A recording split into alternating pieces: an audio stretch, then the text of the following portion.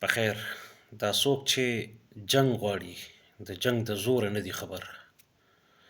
مونږ اجزانو پسې هم دغه ګینټه دوه خوب چې مونږ په مشکله کوو هغه هم اور او سکور شي. ځکه دلته بیا هفته 10 ورځې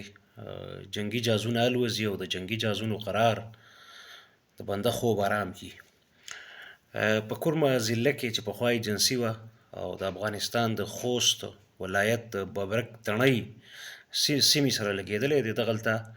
نن د ماسخوتن نه وروسته د پاکستان او د افغانستان د سرحدي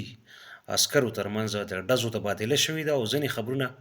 متضاد خبرونه دي. څوک وایي چې د هغې لوري 2 کسان مړه دي، څوک د دې لوري 15، څوک د هغه لوري، یعنې د پاکستان د ذریعو نه دا دعوه ده چې زموږ 2 کسان زخمیان دي او هغه طرف ته مرګ ژوبله نقصان شوی دی، خو تصدیق یې څوک نه کوي. خبره دا ده چې مړي ژوندي که هر طرف ته شوي انسانان دي، وینه د هر چا سره وي، سپینه د هیڅ چا نه وي. جنګ چې دی نو دا سیمه وړاندې هم ډېره زورلې ده، ځپلې ده، خلک یې ډېر دردولی دی، د خلکو اقتصاد او د خلکو ژوند، د خلکو معاشرت چې کوم دی، یعنې ټولنیز ژوند یې برباد کړی دی، خلک یې د یو ټراما ښکار کړی دی. زمونږ دا ډېر منفي او متشدد رویې چې دي نو دا د پوسټ وار ټراما نتیجه هم ده، لکه کنځل کول، لکه غوسه، لکه سپکاوی، لکه د بل په اذیت پسند فطرتونه چې زمونږ دي، د دې شاته هم دغه جنګ ټراما ده یا پوسټ وار ټراما. خوشحالیږو چې څوک په تکلیف کې وي، نو خوشحالیږو چې یو اذیت نه یو خوند او لذت محسوسوو، نو ځکه بیا تورونه په خلکو لګوو، ځکه بیا په خلکو پسې ملنډې هم کوو، دا راله خوند راکوي. او دا انفارچونیټلی د یعنې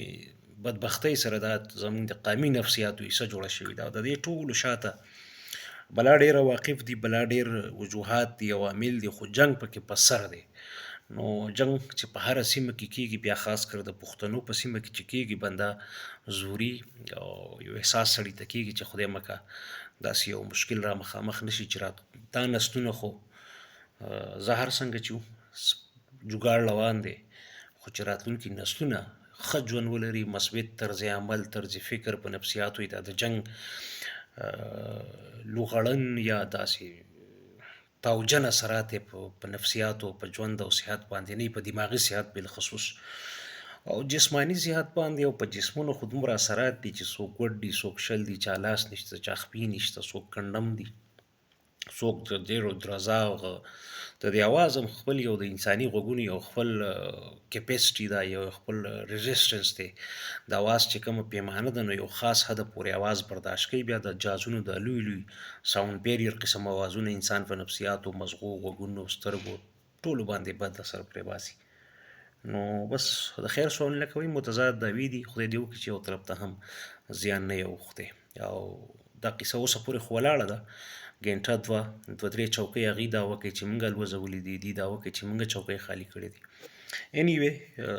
اوس ولاړه ده، پکې ښه خبر دا دی او بد خبر دغه و چې ما سره شریک کړه او راتلونکي دپاره هیله دا کوو چې خدای دې نه کړي